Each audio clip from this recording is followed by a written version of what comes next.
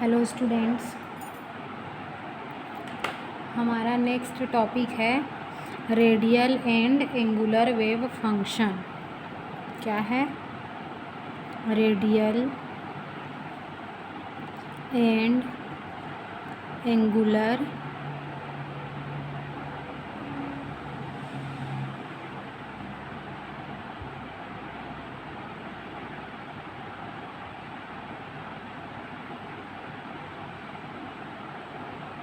Wave function. ठीक है, अब देखो हम लोगों को देखना है रेडियल और एंगुलर वेव फंक्शन। तो यहाँ पे नाम लिखा हुई है, तो इसको आप लोग क्या लिख सकते हो? Types of wave function. आप सभी को पता है कि जो वेव फंक्शन होता है इसको हम लोग साई से रिप्रेजेंट करते हैं। ठीक है, अब देखो जो वेव फंक्शन होता है कितने प्रकार का होता है, तो ये होता है 2 टाइप्स के। फर्स्ट है हमारा रेडियल वेव फंक्शन, सेकंड है हमारा एंगुलर वेव फंक्शन। ठीक है, रेडियल वेव फंक्शन को हम लोग क्या से रिप्रेजेंट करते हैं?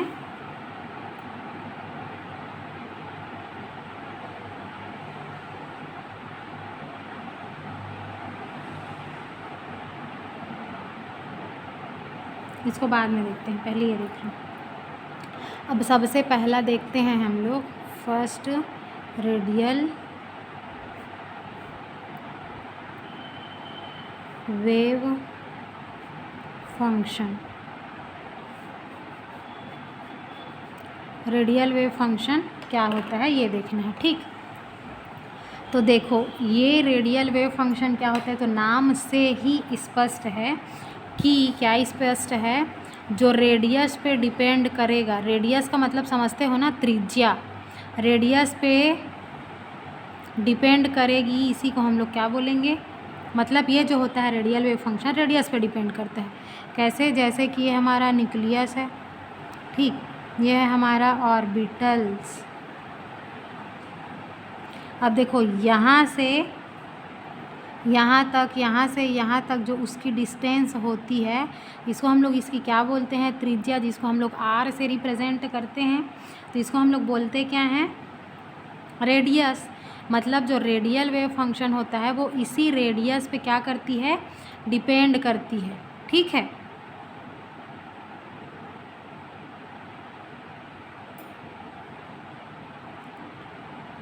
इसको हम लोग क्या बोलते हैं? Radial wave function. अब देखो जो रेडियल वेव फंक्शन होती है, ये जो होती है प्रिंसिपल क्वांटम नंबर, जिसको बोलते हैं हम लोग हिंदी में मुख्य क्वांटम संख्या, और एजीम्यूथल क्वांटम नंबर, जिसको हिंदी में बोलते हैं द्विगंशी क्वांटम संख्या। तो ये दोनों पर भी क्या करती है? डिपेंड करती है। मतलब दोनों से ये प्रभावित रहती है, लेकिन जो एम होती है मैग्नेटिक क्वांटम नंबर, उससे ये अप्रभावित रहती है। कौन? जो रेडियल वेव फंक्शन होती है वो। इसलिए इसको हम लोग RNL से भी इसको रिप्रेजेंट करते हैं। क्लियर यहाँ तक?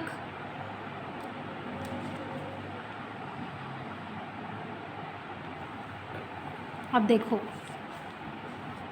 अब हम लोग क्या करेंगे, जो हमारा रेडियल वेव फंक्शन होता है उस रेडियल वेव फंक्शन की क्या करना है हम लोगों को? प्रोबेबिलिटी डेंसिटी जो कर्व होती है वो ड्रॉ करके देखना। डेफिनेशन तो थोड़ा बहुत समझ आ गया कि ये क्या होता है। अब इसका हम लोग कर्व देखते हैं, ग्राफ देखते हैं। ठीक, अब देखो क्या देखेंगे? रेडियल प्रोबेबिलिटी डेंसिटी डिस्ट्रीब्यूशन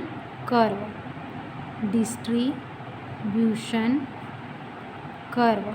ठीक है, शॉर्ट में इसको आप लोग RPD भी बोल सकते हो। Radial probability density distribution curve. ठीक है, अब देखो इसके अंदर जो हमारा ये होता है साई, इसको हम लोग बोलते हैं वेव फंक्शन और एटॉमिक ऑर्बिटल। अब इसमें एक चीज़ देख लेते हैं कि जो एटॉमिक ऑर्बिटल होता है वो क्या होता है। एटॉमिक ऑर्बिटल हिंदी में इसको बोलते हैं परमाणुीय कक्षक। देखो एटॉमिक ऑर्बिटल किसको बोलेंगे, न्यूक्लियस के चारों ओर पाया जाने वाला एक ऐसा 3D स्पेस, एक ऐसा सेल जिसमें इलेक्ट्रॉन के पाए जाने की प्रोबेबिलिटी सबसे अधिक होती है। क्या आप समझे, हम लोग एटॉमिक ऑर्बिटल किसको बोलेंगे, न्यूक्लियस के चारों ओर, ये न्यूक्लियस है, इस न्यूक्लियस के चारों ओर एक ऐसा जगह या एक ऐसा सेल जहाँ पे इलेक्ट्रॉन के पाए जाने की जो प्रोबेबिलिटी है वो सबसे ज़्यादा होती है। इसको हम लोग क्या बोलते हैं, एटॉमिक ऑर्बिटल या परमाणुीय कक्षक बोलते हैं। ठीक है, अब जो साई है हमारा, साई मतलब क्या, वेव फंक्शन। अब ये वेव फंक्शन साई को सॉल्व करने पर इसकी बहुत सारी वैल्यू आती है। ठीक है, अब वैल्यू आती है जिसमें मेन हमारा, जैसे साई को जब हम सॉल्व करेंगे तो मेन तो एक पॉजिटिव वैल्यू आएगी, एक निगेटिव, जैसे मेनली देखें तो। ठीक है, तो ये पॉजिटिव वैल्यू और निगेटिव, तो जब हम इसको कैलकुलेट करते हैं, इसका निकालते हैं, तो इसमें जो प्रोबेबिलिटी होती है, आने की जो चांसेस रहती है वो क्या होती है, ऑलवेज पॉजिटिव रहती है। क्या रहती है, पॉजिटिव। मतलब जब हम साई का वैल्यू निकालते हैं ना, सॉल्व करते हैं, तो क्या हमेशा ये पॉजिटिव वैल्यू ही आती है। क्लियर, ठीक है, तो एटॉमिक ऑर्बिटल समझ आ गया, ये भी समझ आ गया। अब देखो थोड़ा सा हम लोग देखते हैं क्या, रेडियल प्रोबेबिलिटी। जो रेडियल प्रोबेबिलिटी होती है ना, एक सेकेंड, थोड़ा सा एक चीज़ और देख लो। जैसे हम लोग यहाँ पे साई स्क्वायर देखेंगे तो साई स्क्वायर को बोलते हैं प्रोबेबिलिटी फैक्टर। आप लोग क्वांटम नंबर में देखेंगे जो पास्टुलेट वगैरह, वहाँ से सब चीज़ समझ आ जाएगा। और ये अब देखो जैसे पॉजिटिव, अब ये साई स्क्वायर है तो ये क्या हो जाएगा, दो वैल्यू आ रही है, एक पॉजिटिव वैल्यू आ रही है तो ये भी क्या हो जाएगी, स्क्वायर, तो इसकी पॉजिटिव वैल्यू, फिर एक निगेटिव वैल्यू स्क्वायर, तो क्या होगी, निगेटिव वैल्यू आएगी। अब जो हम प्रोबेबिलिटी होती है उस प्रोबेबिलिटी को क्या करते हैं, हमेशा हम लोग पॉजिटिव वैल्यू में ही मेज़र करते हैं। किसमें, पॉजिटिव वैल्यू में ही हमेशा मेज़र किया जाता है ना।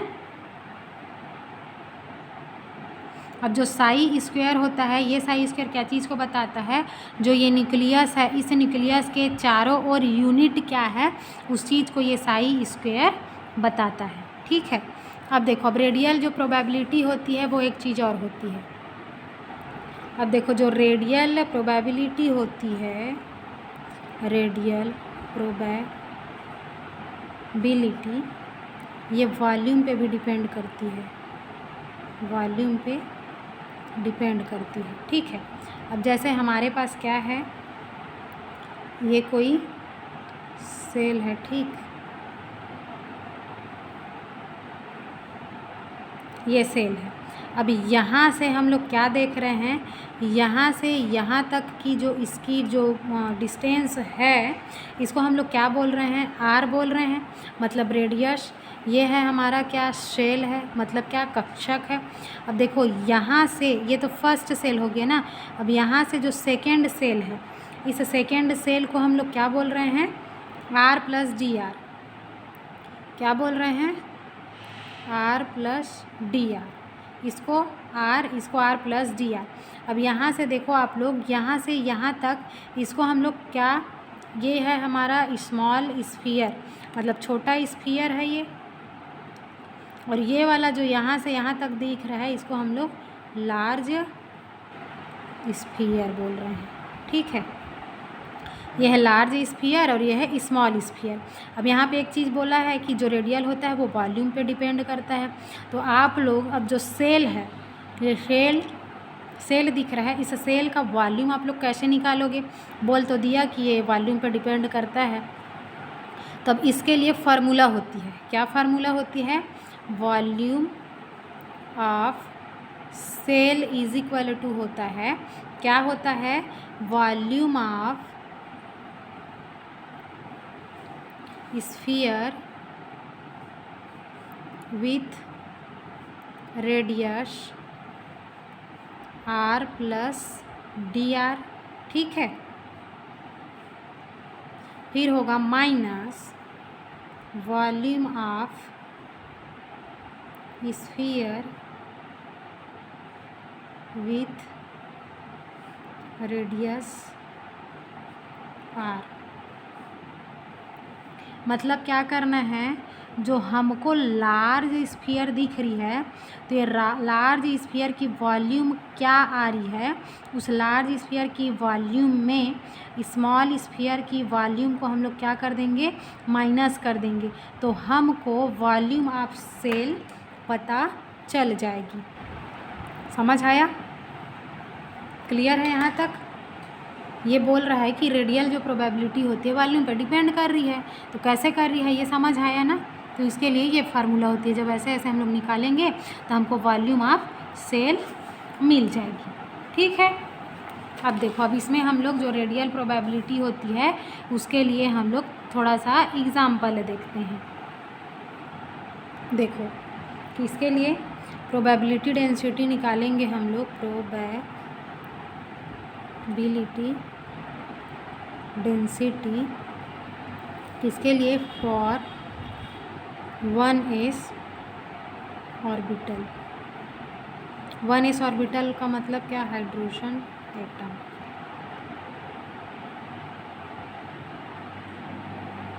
ठीक है। अब देखो इसके लिए एक छोटा सा ना ऐसे ग्राफ बना लेते हैं। ये है हमारा r, ये है हमारा क्या? साई स्क्वायर, ठीक है। अब साई स्क्वायर क्या चीज़ को बताता है? रेडियल प्रोबेबिलिटी फैक्टर को बताता है। ये है हमारा x एक्सिस, ये है हमारा y एक्सिस, ठीक है। अब ये ग्राफ अभी आगे हम लोग क्लियरली अच्छे से समझेंगे, ठीक। अब देखो, जब हम लोग क्या पढ़े हैं? श्रोडिंजर इक्वेशन पढ़े हैं। श्रोडिंजर इक्वेशन में क्या करते हैं? श्रोडिंजर इक्वेशन को हम लोग क्या करेंगे? हाइड्रोजन एटम के लिए सॉल्व करेंगे, ठीक है। जब हम श्रोडिंजर इक्वेशन को हाइड्रोजन एटम के लिए सॉल्व करते हैं तो हम लोग क्या करते हैं? स्फेरिकल कोऑर्डिनेट्स लेते हैं, मतलब कंसीडर करते हैं स्फेरिकल कोऑर्डिनेट। देखो आप लोगों को पता होगा कि क्या, जब हम श्रोडिंजर इक्वेशन में हाइड्रोजन स्फेरिकल कोऑर्डिनेट्स का सिस्टम कंसीडर करते हैं तो क्या करते हैं? उसके लिए हम लोग जो त्रिविमीय तल बोले थे ना, है ना, तो अलग अलग कोऑर्डिनेट्स, तो उसमें हम लोग क्या कर रहे थे? एक्स वाई एंड जेड यही कोऑर्डिनेट्स ले रहे थे। तो इसमें हम लोग क्या करेंगे? इसमें हम लोगों को कुछ अलग से रिप्रेजेंट करना है, जैसे आर, फाई एंड थीटा से, ठीक है। तो इसके द्वारा हम लोग क्या करेंगे? जहाँ पे वो पॉइंट्स ले रहे थे, वो कोऑर्डिनेट्स यूज़ कर रहे थे, यहाँ पे बस हम लोगों को आर, फाई और थीटा लेना है, ठीक है। तो जैसे देखो हम लोग एक छोटा सा वो बनाते हैं ना ग्राफ, अलग अलग एक्सिस पे। ये हो गया हमारा एक्स एक्सिस, ये हो गया हमारा वाई एक्सिस, ये हो गया हमारा जेड एक्सिस, ठीक है। तो इसमें क्या हो रहा है? देखो यहाँ से क्या कर रहे हैं हम लोग? देखो एक यहाँ से यहाँ तक की जो इसकी डिस्टेंस, ये हमारा क्या, न्यूक्लियस का जो रेडियस है वो है r, ठीक है। यहाँ पे जो पॉइंट आएगी, इस पॉइंट को हम लोग क्या बोलेंगे? जैसे उसमें एक्स वाई और जेड थी, तो यहाँ पे उसको हम लोग क्या करेंगे? r, फाई एंड थीटा, क्या हो जाएगा यहाँ पे एक्स वाई और इस पॉइंट के जगह पे ये आर फाई एंड थीटा हो जाएगा। ठीक है, अब देखो यहाँ से यहाँ तक की जो इसकी डिस्टेंस मतलब कौन सा, ये वाला यहाँ पे जो एंगल है इसको हम लोग क्या बोलते हैं, एजीम्यूथल एंगल, जिसको हम लोग फाई से क्या कर रहे हैं, रिप्रेजेंट कर रहे हैं। और इसको हम लोग बोलते हैं पोलर एंगल। क्या बोलते हैं, पोलर एंगल। इसको हम लोग थीटा से रिप्रेजेंट करते हैं। तो क्या क्या हो गया हमारा, ये फाई हो गया, ये हमारा थीटा हो गया, ये हमारा आर हो गया। देखो ध्यान से, एजीम्यूथल एंगल है ये, जिसको हम लोग फाई से रिप्रेजेंट कर रहे हैं, ये हमारा आर है, और ये पोलर एंगल है जिसको हम लोग क्या बोल रहे हैं, थीटा। तो हम लोग अलग अलग इसमें जैसे श्रोडिंगर वेव इक्वेशन में अलग अलग x y z coordination use कर रहे थे, तो इसके लिए हम लोग क्या क्या फाई, थीटा और आर कोऑर्डिनेट्स यूज़ करेंगे। ठीक है, यहाँ तक क्लियर है। अब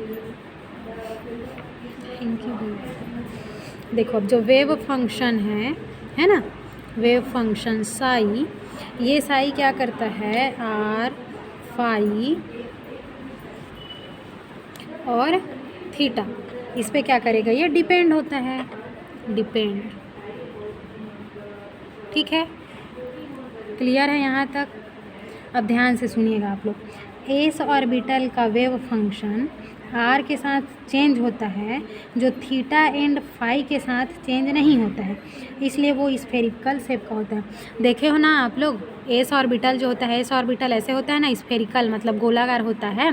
तो ये क्या होता है, आर के साथ चेंज होता है, मतलब इसकी रेडियस तो चेंज होगी, बट यहाँ पे जो दिख रहा है ना आप लोगों को, ये फाई और ये थीटा, तो उसके साथ ये क्या नहीं होता है, चेंज नहीं होता है, जिसके कारण इसका जो शेप है वो ये स्फेरिकल होता है। समझ आया क्या, जो हमारा एस ऑर्बिटल है, तो s orbital phi and theta के साथ चेंज हो जाता है, उल्टा बोल डाल रही हूँ, सॉरी, आर के साथ चेंज होता है, रेडियस के साथ चेंज होता है, बट फाई एंड थीटा के साथ चेंज नहीं होता है, जिसके कारण इसका जो वो है शेप है वो स्फेरिकल शेप का होता है। ठीक है, देखो अब हम लोग ना एक उसका कर्व ड्रॉ करते हैं। ठीक है,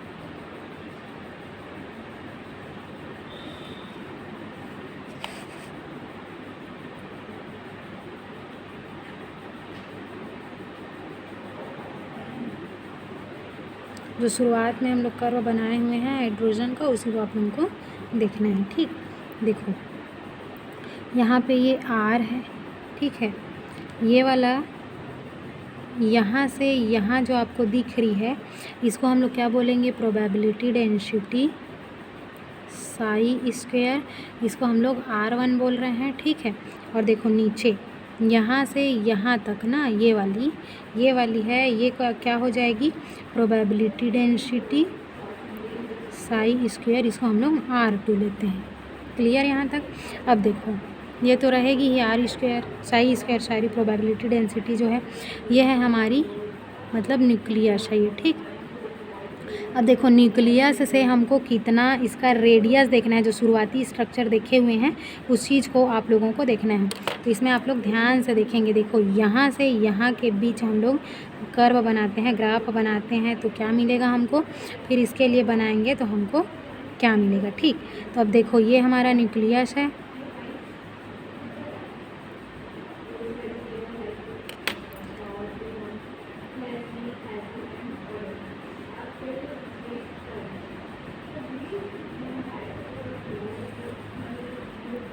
ध्यान से देखिएगा।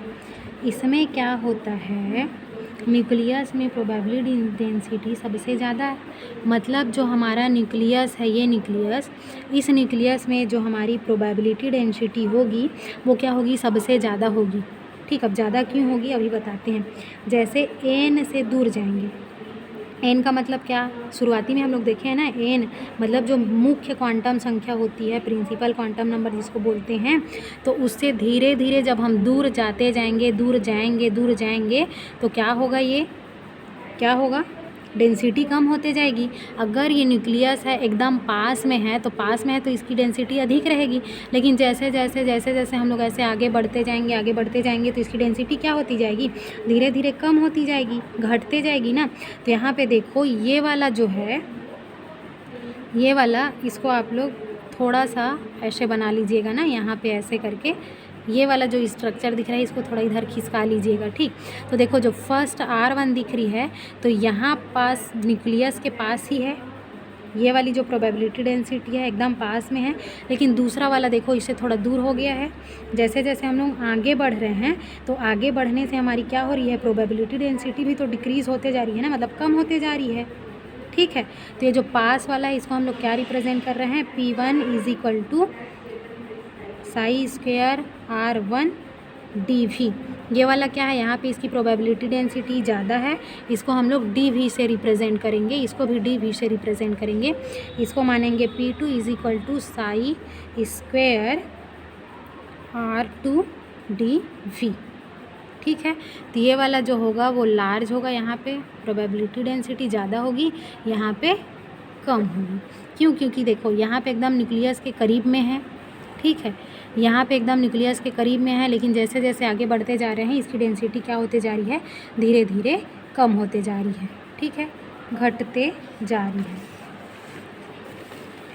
तो हम लोग main radial density, probability density का कर्व देख रहे हैं, है ना।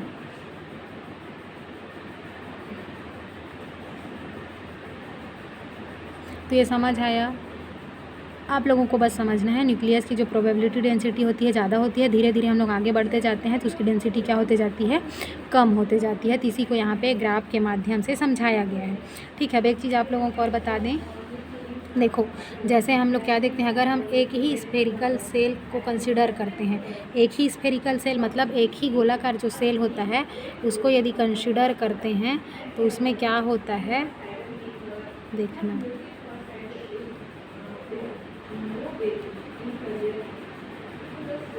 स्ट्रक्चर आप लोग अच्छे से बना लीजिएगा, ठीक है। जैसे देखो ये है हमारा V1, ये है हमारा V2, ठीक है। ये है न्यूक्लियस, यहाँ से ये रेडियस, ये है, ये R1 हो गया, ये R2 हो गया, ठीक है। अब देखो यहाँ पे इसकी दोनों की विड्थ देखनी है, विड्थ मतलब चौड़ाई दोनों की तो सेम है, ये वाला को देखना है ना, इस पोर्शन को देखना है आप लोगों को, तो दोनों की चौड़ाई तो सेम है ना, मतलब यहाँ से यहाँ तक की जो दूरी दिख रही है वो तो सेम दिख रही है। बट वॉल्यूम क्या हो रहा है, इसका वॉल्यूम देखो, इसमें वॉल्यूम ज़्यादा है लेकिन इसमें कम है ना। तो ऐसा क्यों होता है, क्योंकि जो एक सेल होता है, एक सेल का वॉल्यूम क्या होता है, जिसका विड्थ एकदम छोटा होता है, इसकी रेडियस क्या होगी, इस केस में हमको उस रेडियस का वॉल्यूम को पता करना है। तो उसके अंदर जो स्फीयर रहेगी उसका सरफेस एरिया पता करना है, तो उसके साथ हम लोग dr को क्या करेंगे, मल्टीप्लाई करेंगे। अब जैसे देखो dr मल्टीप्लाई करने का मतलब क्या है, जो शुरुआत में हम लोग पढ़े हैं वॉल्यूम कैसे निकालते हैं, तो वॉल्यूम निकालने के लिए कुछ फार्मूला देखे हैं ना, तो उस फार्मूले में आप लोगों को देखना है। तो इसके लिए हम लोग क्या करेंगे, जो अंदर स्फीयर की सरफेस है उसको जानने के लिए हम लोग क्या करेंगे, 4πr² इंटू dr, इसका हम लोग मल्टीप्लाई कर देंगे तो हमको ये न्यूक्लियस के बीच जो उसके अंदर की जो स्फीयर की सरफेस है वो हमको पता चल जाएगी, ठीक है।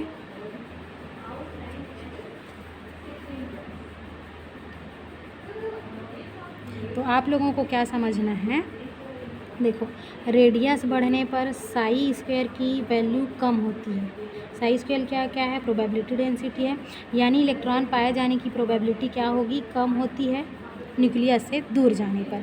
जैसे जैसे हम लोग न्यूक्लियस से दूर जाते जाएंगे, इलेक्ट्रॉन पाए जाने की जो प्रोबेबिलिटी है वो क्या होते जाएगी, कम होते जाएगी। अगर एकदम पास में है तो इलेक्ट्रॉन पाए जाने की प्रोबेबिलिटी क्या होगी, ज़्यादा रहेगी, दूर होते गए मतलब कम होते जाएगी। क्लियर है यहाँ तक।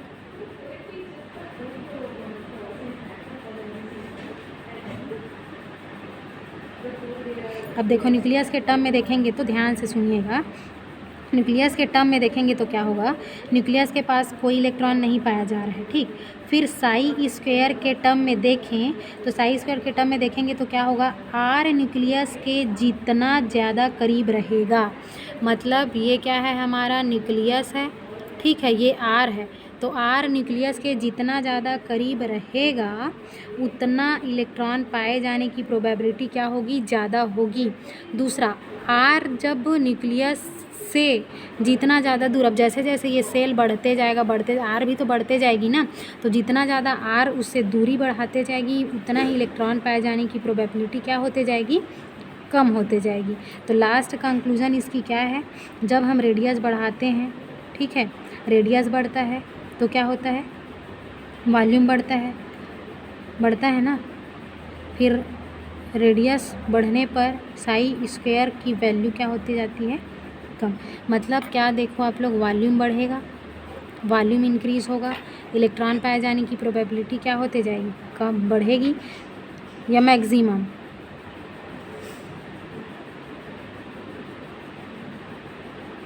ठीक, मेन आप लोगों को देखना है, जैसे जैसे हमारा आर है, यदि वो न्यूक्लियस के एकदम पास में है तो इलेक्ट्रॉन पाए जाने की प्रोबेबिलिटी ज़्यादा, दूर जाते जाएगी तो कम।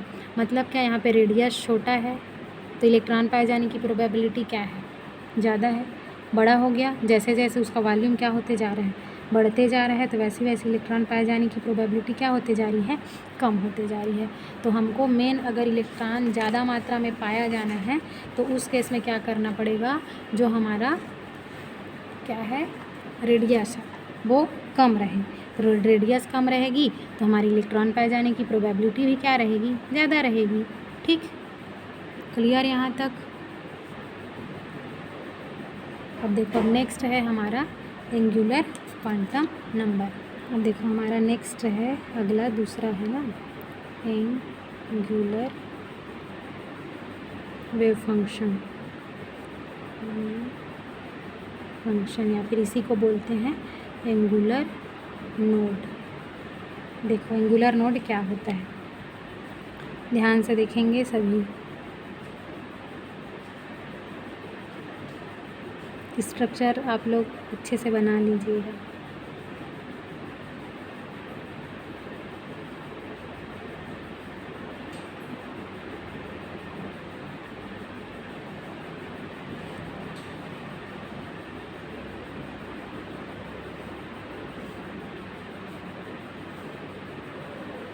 ये एक्स एक्सिस, वाई एक्सिस, ये जेड एक्सिस,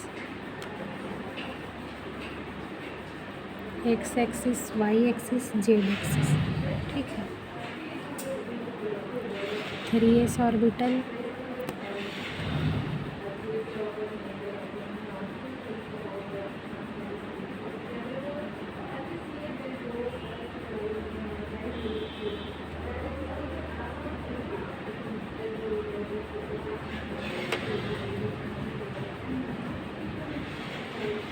यहाँ पे ये है रेडियल नोड, ये 3s का हो गया। फिर देखते हैं नेक्स्ट,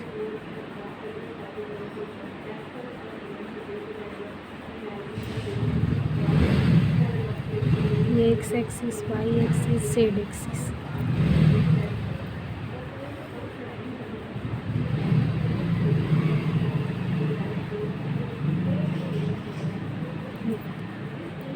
ये हो गया 2s, इसका ये रेडियल नोड,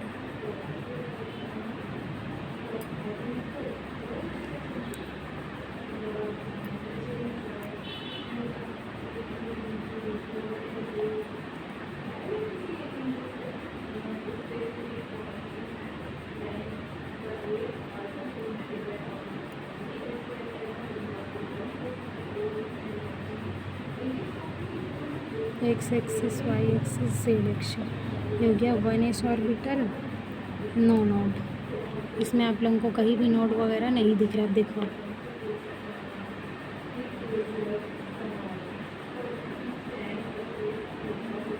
यहाँ पे ये स्ट्रक्चर सभी लोगों को दिख रहा है। ये 3s ऑर्बिटल के लिए है, ये 2s ऑर्बिटल के लिए, ये 1s ऑर्बिटल के लिए। देखो यहाँ पे हम लोग नोड लिखे हैं, तो जो नोड होता है मेनली 2 टाइप्स के होते हैं। कौन कौन सा? फर्स्ट होता है रेडियल नोड, सेकंड होता है angular node. Angular node, radial node. ठीक है, अब देखो नोड किसको बोलते हैं? Orbital probability of finding electron maximum हो, मतलब जहाँ probability of finding electron zero होती है, इसको हम लोग क्या बोलेंगे? नोड बोलेंगे। देखो नोड क्या होता है? नोड किसको बोलते हैं हम लोग? जहाँ पे प्रोबेबिलिटी ऑफ फाइंडिंग इलेक्ट्रॉन क्या होती है? ज़ीरो होती है, इसको हम लोग क्या बोलते हैं? नोड बोलते हैं। मतलब इलेक्ट्रॉन के पाए जाने की प्रायिकता जहाँ पे शून्य है, उसी को हम लोग क्या बोलेंगे? नोड बोलेंगे। क्लियर? अब देखो, अब सबसे पहले हम लोग देखते हैं रेडियल नोड को। किसको? रेडियल नोड देखते हैं। रेडियल नोड क्या होता है? फाइंडिंग इलेक्ट्रॉन जहाँ ज़ीरो है उसको हम लोग रेडियल नोड बोलेंगे। क्या बोलेंगे? फाइंडिंग इलेक्ट्रॉन, मतलब जहाँ इलेक्ट्रॉन बिल्कुल भी नहीं पाया जा रहा है, तो फाइंडिंग इलेक्ट्रॉन का है? ज़ीरो है, तो उसी को हम लोग क्या बोलेंगे? रेडियल नोड बोलेंगे। इलेक्ट्रॉन ज़ीरो पाया जा रहा है ना वहाँ पे, तो इसी को हम लोग रेडियल नोड बोलेंगे। तो इसके लिए फार्मूला होता है, क्या फार्मूला होता है? देखो, रेडियल नोड का फार्मूला होता है n-l-1। तो जहाँ पे n इज इक्वल टू क्या है? Number of orbit. ठीक है, l इज इक्वल टू क्या है? Angular quantum number. समझ आया? n इज इक्वल टू है number of orbit, l is equal to है एंगुलर क्वांटम नंबर। अब जैसे देखो, l एंगुलर क्वांटम नंबर क्या हो सकता है? 0, 1, 2, 3, 4, 5, 6, 7 इतना। और इसमें सब सेल कौन से रहेंगे? सब सेल किसके किसके लिए? सब सेल क्या है? S, P, D, F, G। अब इधर आगे आप लोग बढ़ते जाएंगे तो ये हो गया। तो ये फार्मूला समझ आया? n-l-1। n is equal to है number of orbits, l is equal to है एंगुलर क्वांटम नंबर। तो angular quantum number is equal to होता है कितना है? मतलब सब सेल क्या क्या होते हैं उसके लिए? SPDF, जिसके पहले वाले वीडियो में भी हम लोग इसको पढ़ चुके हैं। तो अब देखो, इसके लिए हम एग्जांपल लेते हैं। देखो, अब जैसे हम लोग 1s ऑर्बिटल के लिए क्या करते हैं? रेडियल नोड निकालते हैं। तो यहाँ पे देखो, n इज इक्वल टू क्या है? 1 है। देखो, n इज इक्वल टू क्या है? यहाँ पे 1 है। ठीक, अब l इज इक्वल टू क्या होगा? l is equal to, l क्या है? Angular quantum number. अब देखो, हम लोग उसके लिए क्या लिखे हैं? SPDF। तो ये 0, 1, 2, 3 यही है ना। तो देखो यहाँ पे s दिख रहा है, 1s। तो s के लिए l का वैल्यू कितना है? यहाँ पे 0 है, तो l इज इक्वल टू क्या होगा? 0 होगा। अब देखो, जो फार्मूला है, क्या फार्मूला? n-l-1। इस पर अब वैल्यू पुट करेंगे तो क्या हो जाएगी? n इज इक्वल टू 1 - 0 - 1, यही होगी ना। तो इज इक्वल टू कितना होगा? ये 0 होगा कि नहीं होगा? मतलब यहाँ से आप लोगों को क्या निकालना है? नोड निकालना है, नोड का कैलकुलेशन करना है। जो स्टार्टिंग में हम लोग स्ट्रक्चर बनाए हैं उस पर देखना है कि किस में कितना नोड है। तो इसमें क्या आया? 0 नोड आया। ये क्या हो गया? 0 नोड हुआ। दूसरा देखो, 2s के लिए निकालो। तो n इज इक्वल टू क्या है? यहाँ पे 2 है। l इज इक्वल टू क्या होगा? 2 है, मतलब d होगी। तो d के लिए l का वैल्यू कितना है? सॉरी, यहाँ पे s है, s सब सेल है, तो s सब सेल के लिए l क्या होगा? 0 होगा। फिर फार्मूले पे वैल्यू पुट करो, n-l-1। तो क्या हो जाएगी? 2 - 0 - 1 इज इक्वल टू कितना होगा? यहाँ पे 1 होगा। तो 2s में कितना नोड? 1 नोड। फिर 3s का निकालो। 3s का निकालोगे तो क्या होगा? n इज इक्वल टू 3 है। s के लिए l का वैल्यू क्या होगी? 0 होगी। फिर फार्मूले पे वैल्यू पुट करो, तो n is equal to 3, l is equal to 0 - 1। तो क्या होगी यहाँ पे? Is equal to 2 node. Clear है यहाँ तक? तो जो हम स्टार्टिंग में स्ट्रक्चर बनाए हुए हैं, क्या स्ट्रक्चर बनाए हैं दिखा। देखो, शुरू में निकाले हैं हम लोग किसका? 1s का। 1s में कितना नोड निकला है? 0 नोड निकला है। यहाँ पे किसी कोई नोड दिख रहा है आप लोगों को? इलेक्ट्रॉन पाए जाने की प्रोबेबिलिटी दिख रही है? नहीं है, शून्य है। मतलब इसको हम लोग क्या बोलेंगे? यहाँ पे कोई नोड नहीं है, मतलब 0 नोड आई। 2s में देखो 2s में 1 नोड मिली थी हमको, तो यहाँ पे 1 नोड आप लोगों को दिख रही होगी। जहाँ पे ये स्पेस दिख रहा है ना, जो खाली जगह, उसी को हम लोग नोड बोल रहे हैं, ठीक है। तो यहाँ पे रेडियल नोड कितनी है, 1 है। फिर देखो आगे 3s में कितना नोड दिख रहा है आप लोगों को, ये 1 नोड, ये 2 नोड, मतलब इसमें कितना नोड दिख रहा है आप लोगों को, 2 नोड दिख रहा है। तो ऐसे करके हम लोग नोड निकालते हैं। तो ये क्या नोड है हमारा, रेडियल नोड। अब नेक्स्ट देखते हैं हम लोग एंगुलर नोड। देखो नेक्स्ट है हमारा दूसरा एंगुलर नोड, ठीक है। अब एंगुलर नोड में क्या होता है, क्या बोलते हैं, ध्यान से सुनिएगा ना।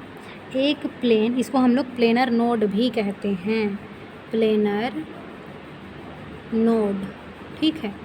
देखो एक प्लेन नोड जब न्यूक्लियस के पास या न्यूक्लियस के थ्रू गुजरता है और उस प्लेस पर प्रोबेबिलिटी ऑफ फाइंडिंग इलेक्ट्रॉन 0 होती है, तब उसको हम लोग क्या बोलते हैं, एंगुलर नोड बोलते हैं। क्या समझे, जब कोई सा भी ये प्लेन है, ठीक, ये प्लस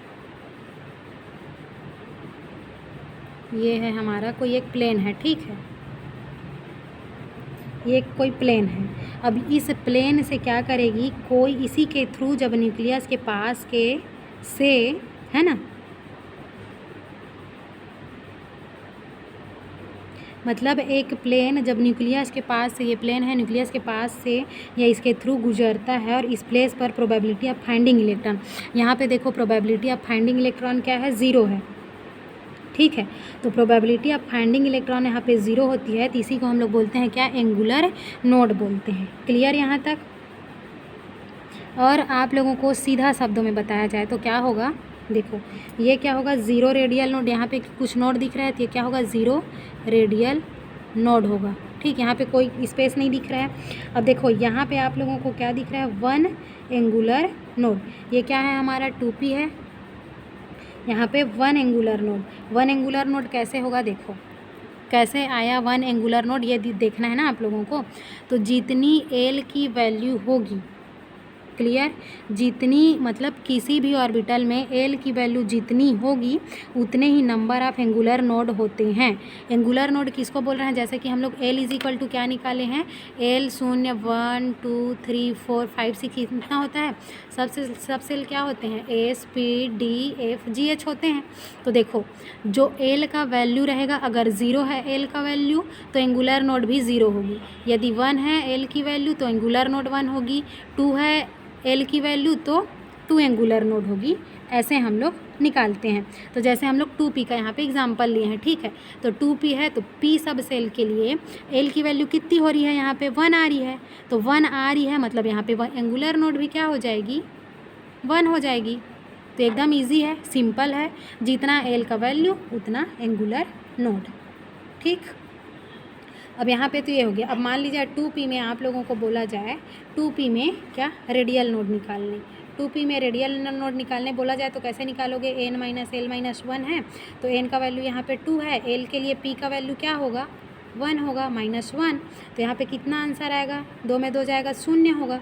मतलब यहाँ पे रेडियल नोड एक भी दिख रही है क्या, रेडियल नोड 0, इसीलिए यहाँ पे रेडियल नोड क्या है, 0 है। लेकिन यहीं पे यदि हम एंगुलर नोड देखें तो एंगुलर नोड हमको कितना मिल रहा है, 1 मिल रहा है। इसके लिए कुछ स्पेशल फार्मूला नहीं है, बस आप लोगों को क्या करना है, इसमें एल का वैल्यू चेक करना है, जितना एल का वैल्यू आ रहा है उतने को ही आप लोगों को एंगुलर नोड बताना है, ठीक है। क्लियर है सभी का। अब देखो अब टोटल नंबर ऑफ नोड कैसे निकालते हैं, देखो अब टोटल नंबर ऑफ नोड कैसे निकालोगे,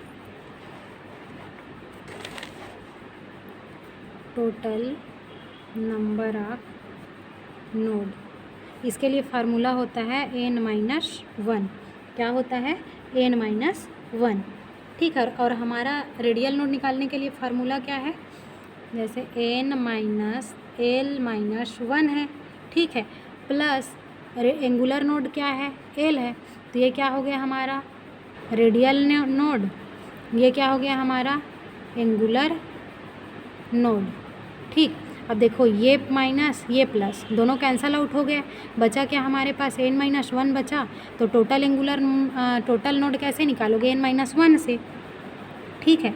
अब मान लीजिए आप लोगों को एग्जांपल दे दिया जा रहा है किसका, 5f का, ठीक। इसका टोटल एंगुलर नोड निकालो बोल दिया, तो कैसे निकालोगे? n इज इक्वल टू यहाँ पे कितना दिख रहा है आप लोगों को? 5 दिख रहा है, ठीक।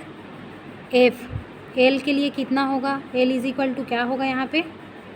क्या होगा? एल एफ है तो 0 1 2 3 एस पी डी एफ, तो एल इज इक्वल टू क्या होगा? 3। सबसे पहले रेडियल नोड निकालो। रेडियल नोड का फार्मूला क्या होता है? n माइनस एल माइनस 1 होता है, तो n कितना है? 5 है, माइनस एल कितना है? 3 है, माइनस 1, तो इज इक्वल टू कितना निकलेगा? रेडियल नोड कितना निकलेगा? जल्दी बताओ। 1 होगा, 4 चला जाएगा तो 1 बचेगा। अब एंगुलर नोड निकालो। एंगुलर नोड के लिए क्या होता है? जितना एल का वैल्यू उतना ही एंगुलर नोड होता है। तो एल का वैल्यू यहाँ पे एफ है, तो एफ है मतलब एल का वैल्यू क्या होगा? 3 होगा, तो 3 एंगुलर नोड हो गया। क्लियर यहाँ तक? अब देखो, अब टोटल नोड निकालना है, तो टोटल नोड के लिए क्या करोगे आप लोग? देखो टोटल नोड निकालोगे तो n माइनस 1 होता है, यही होता है ना। तो n यहाँ पे आपको कितना मिला है? 5, ठीक। और ये कितना है? ये कितना है? एफ अभी नहीं देखना है। n है तो n हमको 5 मिल गया, माइनस 1, तो इज इक्वल टू क्या होगा? 4। तो टोटल नोड हमको कितना मिला? 5 एफ का 4। क्लियर? तो यदि आप लोगों को नोड पूछा जाए तो आप लोगों को ऐसी निकालना है। उसके बाद स्ट्रक्चर में बताने के लिए कैसे करोगे आप लोग? जब ग्राफ इसका बनाने बोला जाए तो कैसे बनाओगे? ये बनाओगे ऐसे, ये यार जो शुरुआती में हम लोग ग्राफ बनाए हैं। अब इसमें हमको कितना नोड दिख रहा है? n इज इक्वल टू क्या होगा? ये 1 होगा, l इज इक्वल टू 0 होगा, n इज इक्वल टू 2 होगा, l इज इक्वल टू क्या होगा? 0 होगा। तो सबके लिए आप लोग अलग अलग बारी बारी से निकालते जाओगे, और जिसमें जितना नोड आ रहा है उस नोड को आप लोग यहाँ पे ऐसे करके रिप्रेजेंट, इसको नीचे करना है ना, ऐसे ऐसे करके दिखाते जाओगे कितना नोड है तो कितना नहीं है। तो ये जो फार्मूला होती है रेडियल नोड के लिए, फार्मूला क्या होती है?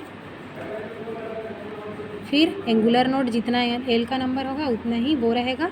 तो दोनों को टोटल करना है आप लोगों को, फिर लास्ट जो फार्मूला आएगी इसी को ही हम लोग क्या बोलेंगे? टोटल नोड बोलेंगे। ठीक है।